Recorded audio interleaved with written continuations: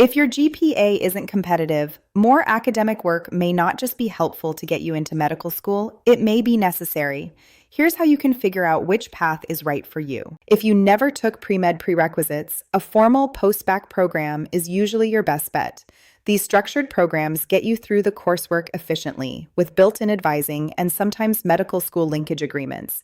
If you have the prerequisites but your grades were low, the goal is to show an upward trend. Taking rigorous upper division science courses and earning strong grades can demonstrate to admissions committees that those early struggles are behind you. If your GPA sits in the 3.0 to 3.4 range, a special master's program or SMP may be the best option for you. These graduate programs let you take courses alongside first-year medical students, directly proving your readiness.